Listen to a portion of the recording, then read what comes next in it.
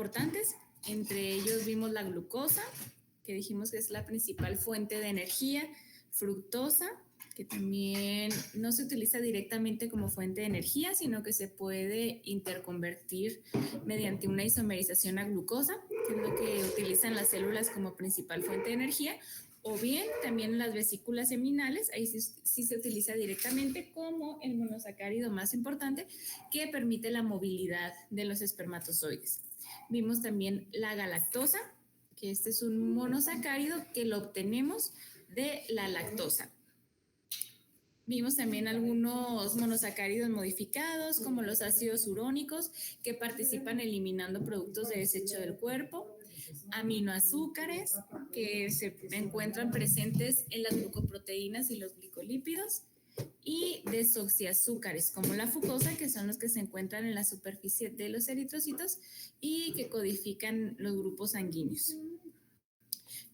Vimos algunos disacáridos importantes. Dijimos que los disacáridos, como su nombre lo dice, es la unión de dos monosacáridos que se van a unir mediante enlaces glucosídicos, principalmente entre el carbono anomérico y algún carbono de un segundo monosacárido.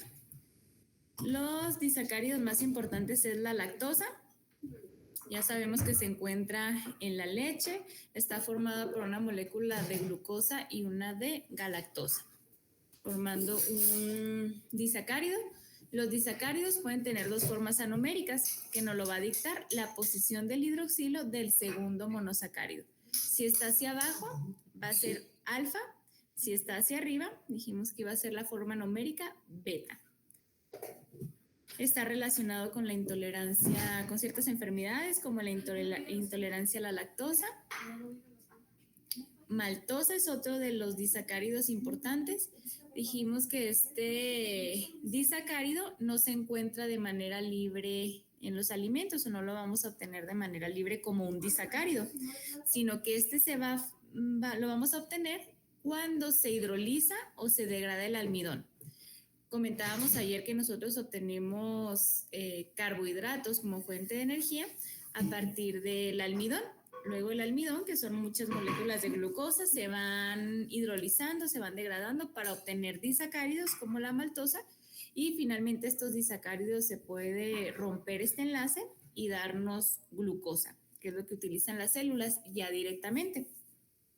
La maltosa también tiene dos formas isoméricas. Tenemos aquí la tipo alfa, cuando tenemos el hidroxilo hacia abajo, o la forma anomérica beta. Vimos la celobiosa, que también es un disacárido que tiene un enlace glucosídico 1-4, pero si se fijan cambia el acomodo. Y en el caso de la celobiosa, una vez que se degrada y nos libera el disacárido, que es la celobiosa, se obtiene de la celulosa. La celulosa pues es la fuente de almacenamiento de energía de las plantas. Y nada más tenemos una forma anomérica, la beta. Aquí podemos ver el hidroxilo hacia arriba. ¿Sí? Y también la dirección que toma el enlace glucosídico, contrario a la maltosa, que están adyacentes los dos monosacáridos.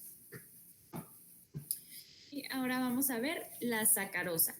La sacarosa pues es el azúcar común de mesa, o el azúcar de caña, o azúcar que se obtiene también de algunos vegetales.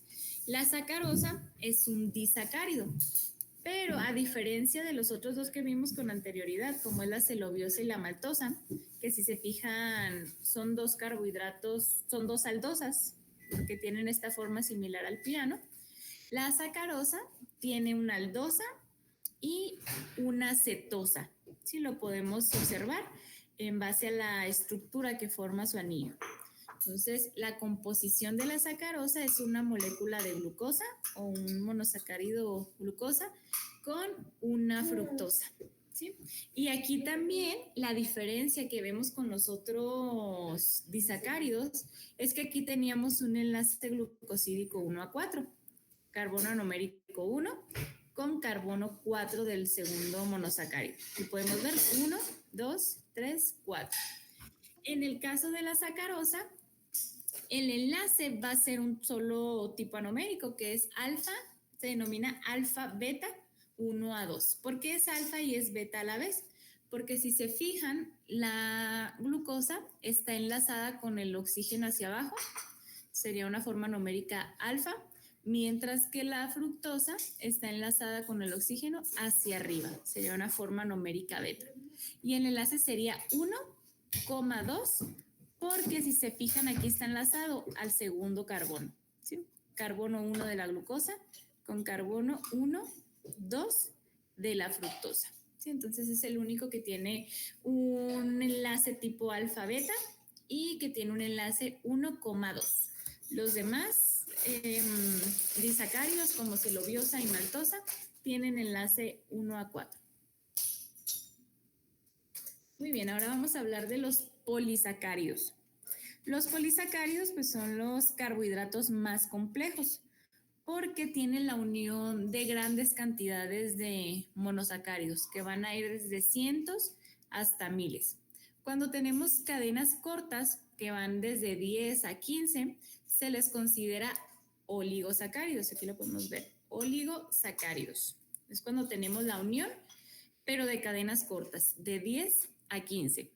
Ya cuando tenemos más de 15 hasta cientos o miles de monosacáridos, se consideran polisacáridos. Entonces, menos de 10 o menos de 15 son oligosacáridos. Por ejemplo, ya a partir de 3 se considera un oligosacárido.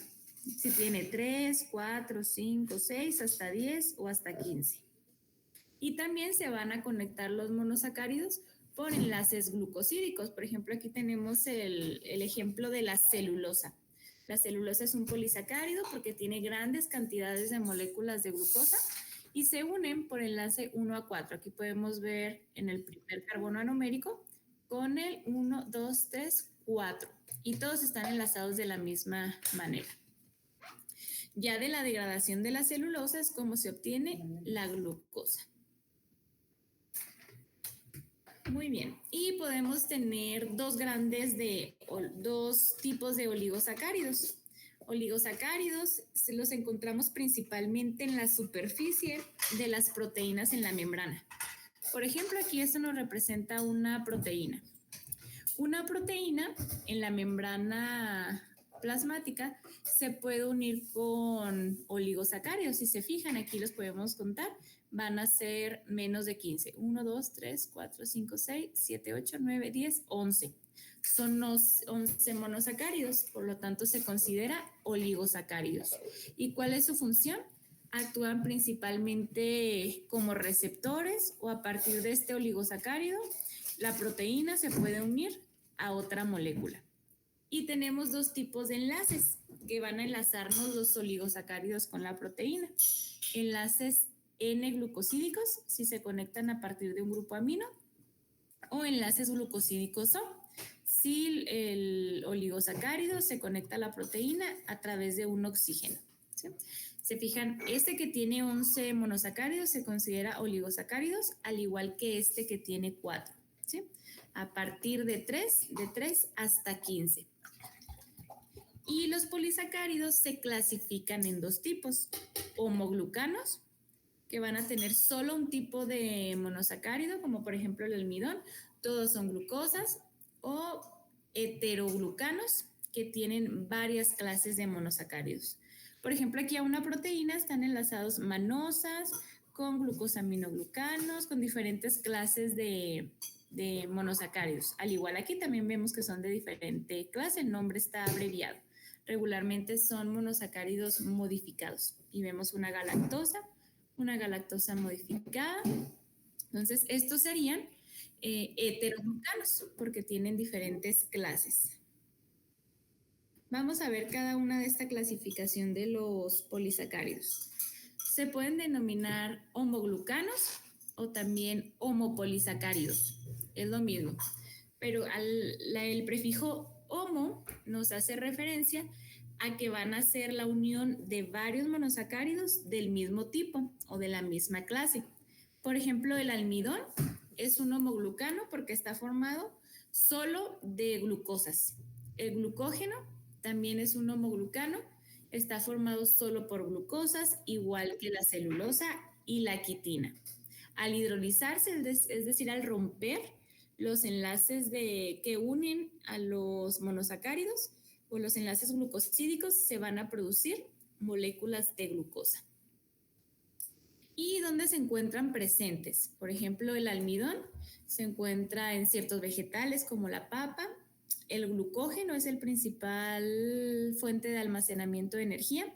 Se encuentra en los animales, en el músculo y en el hígado. La celulosa se encuentra en las plantas y la quitina es lo que cubre, por ejemplo, la parte externa de los insectos. Por ejemplo, las cucarachas, cuando ustedes llegan a pisar, lo que truena es una capa de homoglucano, son varias moléculas de glucosa o de N-acetilglucosamina unidos que forman una estructura de protección. Es lo que le da la protección a los insectos y está formado por monosacáridos, pero como son de una sola clase, se denominan homoglucanos. Por ejemplo, la superficie, ya les ponía el ejemplo de las cucarachas o el esqueleto de algún otro artrópodo o algunos hongos también tienen estos homoglucanos. Muy bien. Y ya decíamos que en los animales el principal homoglucano o homopolisacárido es el glucógeno. El glucógeno almacena grandes cantidades de moléculas de glucosa en el músculo y en el hígado. Y la cantidad, por ejemplo, de glucógeno que va a haber en el músculo o en el hígado va a representar el estado del paciente. Por ejemplo, cuando un paciente tiene niveles altos de glucosa después de una comida, el hígado empieza a sintetizar glucógeno, es decir, almacenar estas moléculas de glucosa en forma de glucógeno. Cuando se requiere glucosa como fuente de energía, este glucógeno pues empieza a degradar para liberar glucosa. Entonces, cuando tenemos bajas reservas de glucógeno, es cuando el paciente se encuentra en inanición o que no ha consumido alimentos, que tiene niveles bajos de glucosa, se empiezan a degradar. O, por ejemplo, cuando una persona está haciendo ejercicio, necesita alta demanda de energía. Entonces, del músculo se empieza a degradar este glucógeno en moléculas de glucosa, que después entran a la glucólisis y aquí al ciclo de Krebs para liberar ATP. Muy bien, entonces vimos el glucógeno, ahora el almidón. El almidón, pues ya les comentaba que está en algunas células vegetales. Es como también los vegetales almacenan o tienen su reserva energética. Y pues se encuentra en las papas, en el arroz, en el maíz y en el trigo. A partir de este tipo de vegetales, nosotros obtenemos almidón. Que el almidón, pues van a ser varias moléculas de glucosa unidas. Pero dijimos que ya el almidón se considera un polisacárido, tiene cientos o incluso miles, igual que el glucógeno, de moléculas de glucosa. Entonces su estructura pues ya es un poco más compleja. En sí este polisacárido va a tener la unión de dos polisacáridos, uno que se llama amilosa y otro que es la amilopectina. ¿Qué es la amilosa? La amilosa pues es una cadena larga sin ramificar. Una cadena que va a unir puras moléculas de glucosa. Por ejemplo, aquí tenemos una glucosa, unida a otra, unida a otra. Va a ser una tira larga, ¿okay? Una cadena larga. Y los enlaces que van a unir estas glucosas van a ser enlaces glucosídicos alfa tipo 1 a 4. ¿Por qué? Porque se enlazan en el carbono numérico 1 con el cuarto de un siguiente monosacárido. Ahora el primero de este monosacárido se enlaza con el cuarto de un consiguiente monosacárido. De esta manera se van enlazando mediante enlaces glucosídicos 1 a 4. Pero como el almidón almacena cantidades extremadamente grandes de moléculas de glucosa, comienza a ramificarse. De aquí parte la amilopectina. Entonces quedamos que la amilosa va a ser solo la cadena lineal. Pero cuando esta cadena lineal se comienza a ramificar, se va a ramificar con un enlace distinto. Y ya este polisacárido ramificado va a recibir el nombre de amilopectina, son las ramificaciones. Entonces dijimos que la amilosa van a ser enlaces 1 a 4. Lo podemos ver aquí, va a ser solo una cadena lineal. Sin embargo, cuando ya se forma la amilosa, las cadenas lineales, luego empiezan a darse ramificaciones, aquí también de más moléculas de glucosa. Y si se fijan, aquí el enlace va a ser 1. ¿Por qué? Porque el que empieza a ramificarse es el enlace se forma en el carbono 1 con el carbono 6. Si los contamos, aquí pueden ver 1, 2, 3, 4, 5, 6. Entonces el enlace es alfa. ¿Por qué alfa? Porque si se fijan está hacia abajo el oxígeno. Entonces sería un enlace alfa 1,6. Este enlace alfa 1,6 lo vamos a tener en el punto de ramificación, mientras que en la amilosa solo vamos a tener enlace alfa 1,4. ¿Sí? Entonces aquí las ramificaciones se van a dar cada 20 a 25 residuos de glucosa. Por ejemplo, en la amilosa cada 20 monosacáridos se va a dar una ramificación, otros 20 y se da otra ramificación. Al final se forma algo similar a lo que vemos aquí. Por ejemplo, la línea que está aquí en color naranja nos representa la amilosa, mientras que estas líneas ramificadas representan la amilopectina. Entonces, de esta manera, pues se van almacenando grandes cantidades de glucosa. De manera muy similar ocurre en el glucógeno, solo que en el glucógeno las ramificaciones son cada 4, por ejemplo, es mucho más ramificado. ¿Por qué? Porque se requiere constantemente el movimiento, por ejemplo, el ejercicio demanda una mayor cantidad de energía, contrario, por ejemplo, a los vegetales que pueden almacenar una cantidad grande, pero que ya requiere un aporte que es constante, contrario a los animales que almacenan en el glucógeno y que nosotros pues, puede variar la carga que tenemos de trabajo y por ende la necesidad energética. Pero los residuos de amilopectina son extremadamente grandes, incluso en el almidón también, que van desde cientos hasta millones de monosacáridos. Muy bien, entonces nosotros almacenamos la glucosa en forma de glucógeno, pero de los alimentos la obtenemos en forma de almidón. El almidón, ya dijimos, es un polisacárido complejo, está en los vegetales, en el maíz, en el trigo, en el arroz, en la papa. Y el almidón, una vez que ingresa, que consumimos nosotros un alimento que tenga almidón, la digestión va a empezar en la boca. Nosotros tenemos una enzima que se llama amilasa salival. Esta amilasa lo que va a hacer es empezar a digerir el almidón. La amilasa rompe los enlaces glucosídicos liberando primero maltosa. La maltosa dijimos que son moléculas de glucosa, pero que forman disacáridos. Entonces, la amilasa salival pues empieza a digerir este almidón primero en maltosa o en unidades más pequeñas. Y aquí llega al estómago. En el estómago se frena un poco la digestión por el pH del estómago, sin embargo, pues se sigue todavía degradando a maltosa hasta un 40%. Ya el resto de la digestión, una cantidad más elevada de almidón se digiere, un 55%, ya completamente en glucosa.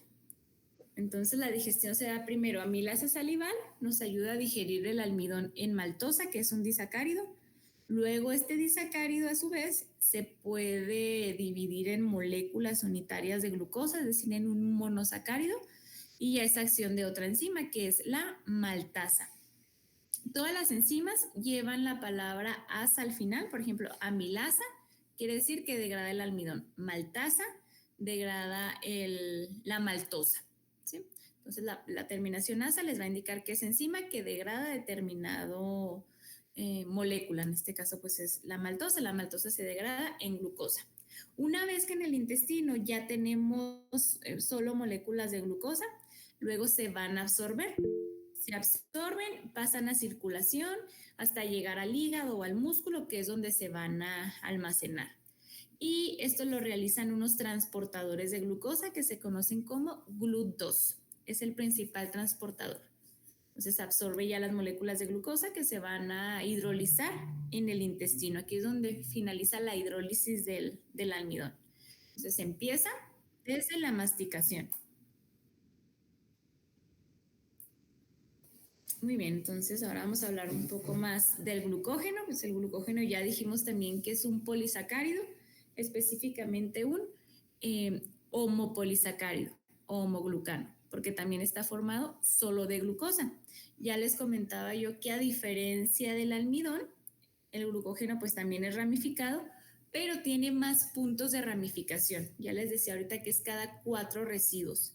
Por ejemplo, hay 4 glucosas y hay una ramificación, otras 4 glucosas y se da otra ramificación.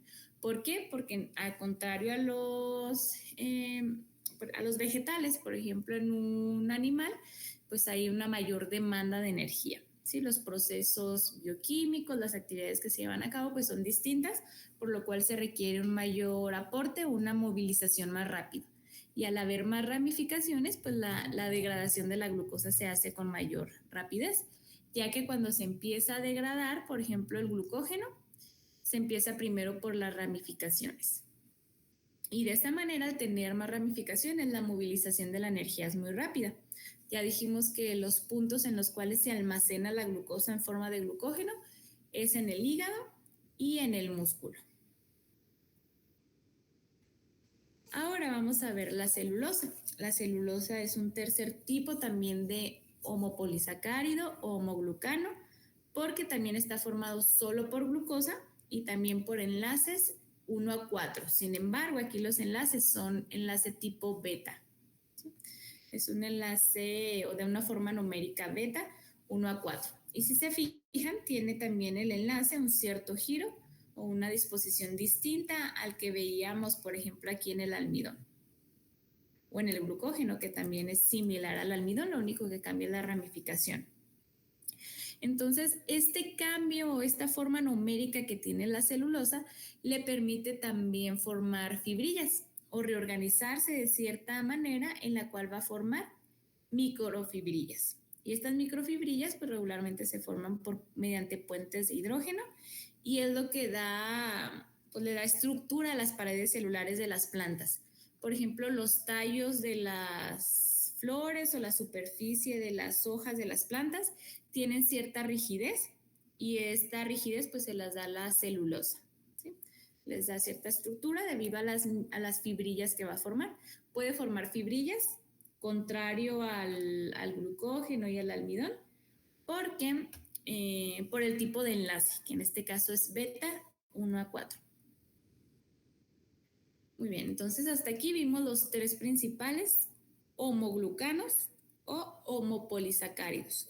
¿Qué quiere decir un homopolisacárido? Que van a ser la unión de cientos, miles, hasta millones de moléculas, pero de un solo monosacárido. En el caso de los 3, almidón, glucógeno y celulosa están formados solo por moléculas de glucosa. ¿Sí? Es el monómero. La glucosa es el monosacárido que forma estos 3 polisacáridos. Ahora vamos a hablar de los heteroglucanos. Los heteroglucanos son también polisacáridos o también se conocen como heteropolisacáridos que van a estar formados por diferentes clases de monosacáridos, no tienen una sola clase. Y aquí pues ya vamos a tener también diferentes tipos de enlaces que se van a dar entre los monosacáridos. Vamos a tener enlaces tipo N o tipo O. ¿Por qué? Porque en los heteroglucanos, los monosacáridos están modificados. Entonces tienen grupos amino que les permite formar enlaces glucosídicos tipo N. Y se encuentran principalmente en la matriz extracelular, es decir, sobre la parte externa de la célula. ¿Sí? Y como les decía, por ejemplo, también están presentes sobre todo en la superficie celular, se unen los carbohidratos, ya sea polisacáridos o oligosacáridos, mediante enlaces tipo O, si el carbohidrato se une a la proteína por el oxígeno, o si se une a través del nitrógeno en un grupo amino, es un enlace glucosídico tipo N. Y bueno, vamos a ver algunos tipos de glucosaminoglucanos, que van a ser aquellos que van a estar formados por diferentes clases de aminoácidos, de monosacáridos. Los glucosaminoglucanos, de aquí deriva su nombre porque tienen grupos amino, tienen modificaciones a partir de moléculas de glucosa o monosacáridos determinados, y estos pues constan de unidades repetitivas, pero de disacáridos. Por ejemplo, dos disacáridos que van a ser iguales se van a repetir hasta formarnos una cadena de cientos o hasta miles también de disacáridos, hasta formar un heteropolisacárido. Y existen 5 clases principales de glucosaminoglucanos. Tenemos el ácido hialurónico, sulfato de condroitina, sulfato de dermatano, sulfato de parano y sulfato de queratano, ¿sí? Son ejemplos de glucosaminoglucanos que son unidades repetitivas de disacáridos.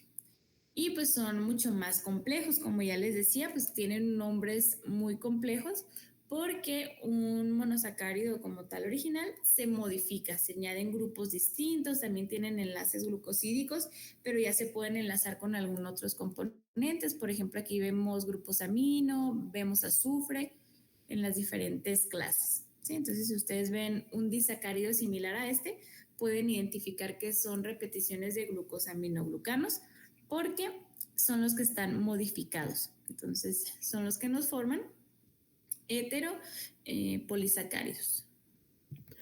Maestra, Mande. disculpe que la interrumpa, es que una compañera me está poniendo que si la puedo unir, que desde ahorita se está queriendo unir, pero no la ha aceptado. Sí, pues de hecho les di chance hasta la 1:17 empezamos, o sea, yo les di Sí. bastante tiempo, ella se tuvo que haber unido después. De hecho, aquí no tengo ninguna solicitud. Ah, ok, déjeme le digo entonces. O que la mande, pero ya porque tenemos que continuar, pero no me aparece aquí. Ok, déjeme le digo.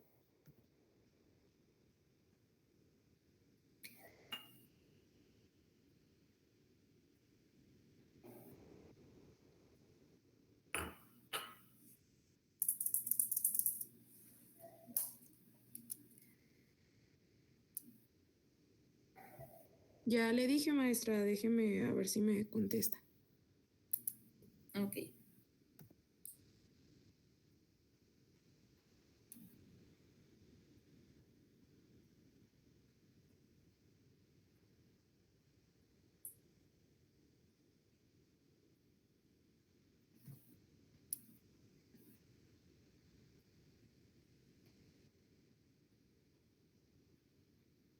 Muy bien. Entonces, hasta aquí ya vimos homopolisacáridos, como es el almidón, el glucógeno y la celulosa. Vimos heteropolisacáridos, que son aquellos que tienen monosacáridos modificados que se unen formando primero disacáridos y de aquí unidades repetitivas que nos forman heteropolisacáridos. El ejemplo pues más común, bueno, el que pueden relacionar más fácilmente es el ácido hialurónico. Entonces, el ácido hialurónico está formado por unidades repetitivas de disacáridos que son glucosaminoglucanos y principalmente participan o tienen funciones estructurales.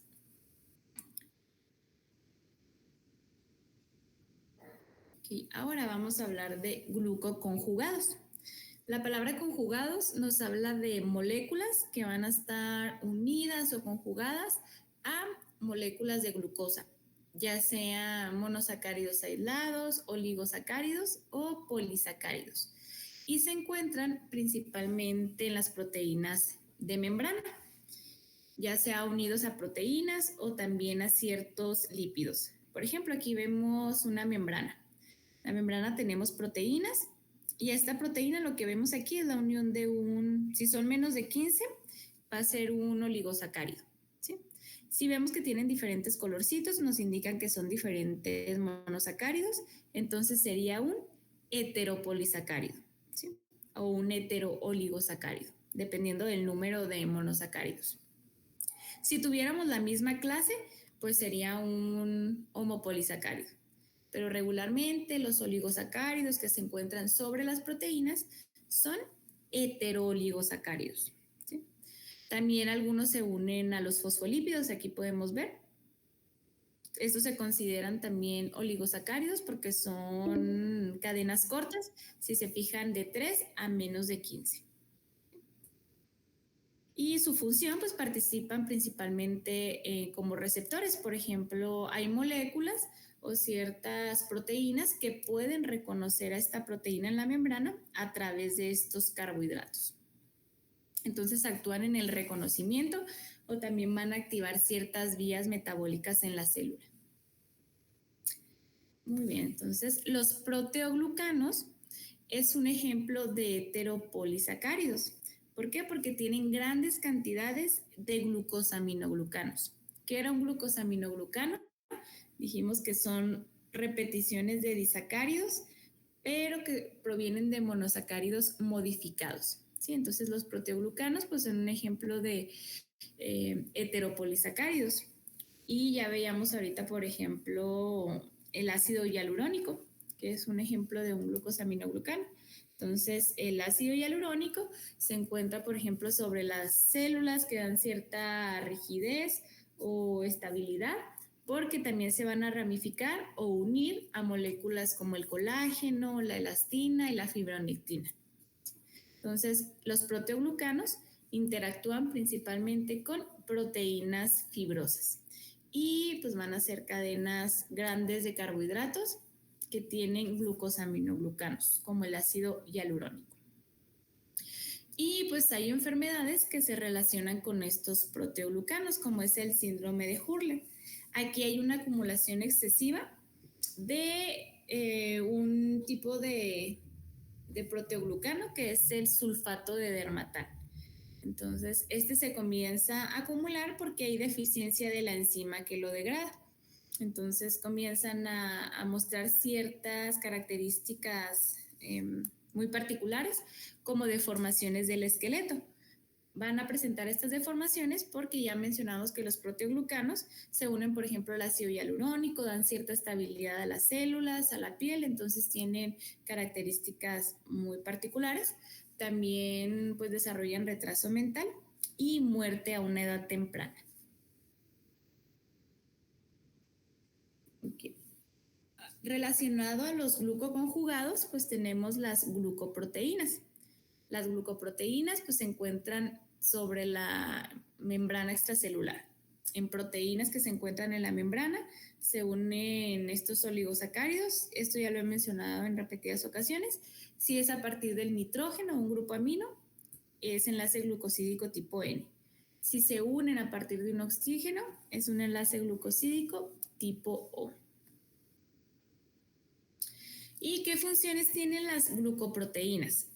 Una, la más común, pues ya les mencionaba, se encuentran sobre la superficie de las células o en la membrana plasmática y actúan en el reconocimiento.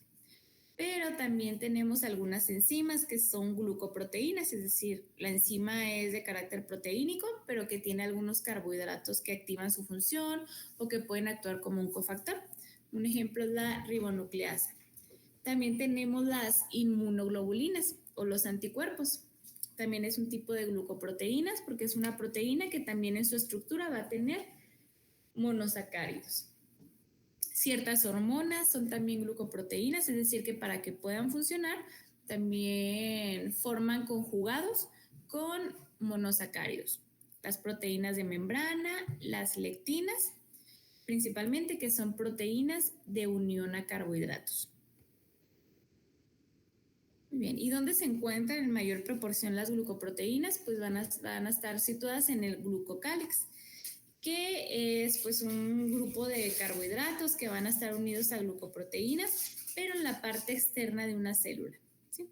Por ejemplo, aquí vemos la membrana celular, que atraviesan ciertas proteínas integrales, pero que tienen oligosacáridos. ¿Sí? Entonces esto se conoce como glucoproteínas que forman el glucocálix. ¿Por qué? Porque está en la parte externa de la célula. ¿Sí? O también tenemos algunas proteínas periféricas que también se anclan a ciertos oligosacáridos. Participan primordialmente en el reconocimiento. Y también lo que vemos aquí, que no se encuentra principalmente sobre la superficie, o sobre las proteínas, pero que también atraviesa o forma parte del glucocálix, son los ciertos proteoglucanos, ¿sí? Estos serían proteoglucanos, también se encuentran en el glucocálix. Los proteoglucanos dijimos que principalmente dan estructura o rigidez. mientras que las glucoproteínas pues ya participan en el reconocimiento o en ciertos procesos de andamiaje o de anclaje a la célula. Y los azúcares tienen un código, se conoce el código de los azúcares. Y es lo que permite pues el funcionamiento de complejos, de un sistema tan complejo como es un organismo. Porque nosotros pues tenemos múltiples receptores, múltiples proteínas, pero todas tienen algo en particular, van a tener una combinación de azúcares que van a permitir la unión de un ligando específico, ¿sí? Dan una codificación. Suponiendo que en una célula tenemos un receptor para la insulina. Entonces, la insulina se va a unir al receptor, pero lo que reconoce es un código de azúcares. Por ejemplo, digamos que esta es una célula, esta es la proteína a la cual se va a unir la insulina para permitir la entrada de glucosa a la célula. Entonces, el reconocimiento de la insulina al transportador de glucosa va a ser a partir de un código de carbohidratos, ¿sí? Es un ejemplo, o sea, todas las proteínas tienen estos carbohidratos o oligosacáridos que lo que hacen es emitir un código para que se una específicamente el sustrato o la proteína o un ligando específico a la célula, ¿sí? Entonces, existe una proteína que es la que se encarga del código de los azúcares. Por ejemplo, puede ser que la insulina tenga una lectina que se va a unir a un código de glucosa, manosa, galactosa y glucosa. Entonces, únicamente se va a unir en donde ensamble este código de azúcares, ¿sí? Entonces, participan también como traductoras de un código de azúcares. Entonces, hay proteínas que van a tener estas lectinas, que son dominios de reconocimiento de carbohidratos. Entonces, eso también le da especificidad para poderse unir a una molécula específica. Si no tuviéramos este código o códigos de azúcares, las moléculas se unirían de manera indiscriminada al azar a todos lados. Entonces, esto nos permite que reconozca únicamente a una molécula específica. Y, por ejemplo, ciertas bacterias o virus pueden infectarnos debido a que reconocen ciertas lectinas que nosotros tenemos en la superficie celular. Por ejemplo, digamos que esta célula tiene una proteína que actúa como receptor de la insulina, ¿sí? Esta es su función principal. Tiene un código de azúcares. Esto indica que únicamente este código va a ser leído por una lectina presente en la insulina, ¿sí? Sin embargo, los virus o las bacterias, mediante la evolución o adaptación, son capaces de realizar modificaciones en algunas de sus lectinas para poder reconocer este código de azúcares, aunque inicialmente no sea para ser reconocida por el virus. Digamos que puede ser un receptor para reconocimiento de la insulina, sin embargo el virus se modifica para poder reconocer este código y de esta manera establecer una infección. Y es la manera por la cual las bacterias, los virus, las toxinas pueden inducir una infección. ¿Por qué? Porque reconocen cierto código de azúcares que es propio de reconocimiento biológico, pero que no son un código para las bacterias, porque obviamente que ya las bacterias generan modificaciones, adaptaciones mediante la evolución para poder efectuar una infección y lo hacen regularmente mediante las lectinas. ¿Qué lectinas tienen las bacterias o virus? Se conocen como selectinas o integrinas, ¿sí? Que es un oligosacárido que se encuentra también sobre ciertos leucocitos. De esta manera, selectinas en las células interactúan con leucocitos. Los leucocitos tienen sus proteínas con cierto código que reconocen las selectinas y de esta manera se pueden comunicar o, por ejemplo, enviar ciertas señales, ¿sí? Y esto se da porque el oligosacárido presente en la selectina o integrina del leucocito encaja perfectamente con una selectina, que es una proteína, una lectina, en una célula. Y mediante el reconocimiento de estas lectinas, pues ya les decía, es como algunas bacterias pueden infectar al ser humano. Un ejemplo es la bacteria Helicobacter pylori. Esta bacteria pues es causante de gastritis, de úlceras estomacales y puede establecer la infección en la mucosa gástrica, porque nosotros en la mucosa pues tenemos células. Tenemos las membranas, en las membranas hay proteínas, las proteínas tienen azúcares que las bacterias como la Helicobacter pylori pueden reconocer. Entonces reconocen estos carbohidratos sobre las proteínas que están en las células de la mucosa y les permiten establecer una infección. Sí, es la manera en la cual el Helicobacter pylori puede ingresar a las células de la mucosa y establecer una infección. ¿Por qué? Porque reconoce el código de los azúcares de las células que se encuentran en la mucosa. ¿Sí? O el Helicobacter también, por otra parte, tiene lectinas, es decir, digamos que esta es la bacteria Helicobacter, tiene ciertas lectinas, una integrina que va a reconocer a los azúcares de las células de la mucosa y de esta manera pues internaliza y puede ejercer o establecer una infección. ¿Sí? Entonces, con esta parte terminamos el objeto de carbohidratos. Vamos a hacer un repaso de lo que vimos el día de hoy. El día de ayer vimos monosacáridos y disacáridos. Hoy vimos polisacáridos, que ya dijimos que son grandes cantidades unidas de monosacáridos. Tenemos dos tipos, los que son homoglucanos o homopolisacáridos, que solo tienen una clase de monosacárido. Por ejemplo, el almidón es la unión solo de moléculas de glucosa por enlaces 1 a 4, que se conoce como amilosa, y tiene también amilopectina, que son ramificaciones 1 a 6. También el glucógeno es un homopolisacárido porque solo tiene como monosacárido glucosa. Va a tener solo glucosas, al igual que la celulosa o la quitina. Ya los heteroglucanos dijimos que van a tener monosacáridos modificados, que se conocen como glucosaminoglucanos. Principalmente forman disacáridos y van a tener unidades repetitivas de estos glucosaminoglucanos. Vimos algunos, dijimos que dentro de estas clases está el ácido hialurónico. Vimos también glucoconjugados, que es cómo se conjugan ciertos oligosacáridos o moléculas de glucosa con proteínas o lípidos en la membrana. Dijimos que hay proteínas que se encuentran glicadas, que son importantes, como las hormonas, los anticuerpos y principalmente las proteínas en la membrana. ¿Qué función tienen los carbohidratos en estas proteínas de membrana? Pues es el reconocimiento. El reconocimiento de otro tipo de proteína que va a llevar a cabo, por ejemplo, digamos la insulina, el transporte de glucosa. Para que pueda internalizar la glucosa a la célula, primero esta proteína tiene que reconocer a la insulina. ¿Cómo la va a reconocer? Mediante un código de azúcares. Por ende, la insulina va a tener una lectina que va a reconocer a los azúcares en los cuales va a ensamblar, hay una interacción y se lleva a cabo algún proceso. ¿Sí?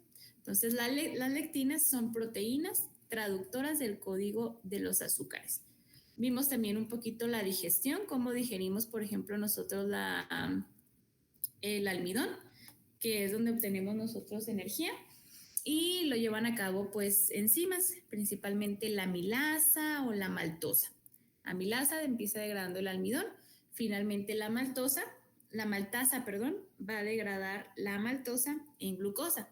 Luego ya esto ocurre en el intestino, una vez que la glucosa ya se degrada, se absorbe, pasa al torrente sanguíneo y de aquí pues ya se dirige a almacenarse, por ejemplo, al hígado o al músculo. ¿Sí? Pero la digestión pues la llevan a cabo ciertas enzimas, ya dijimos aquí cuáles son. ¿Hasta aquí alguna duda?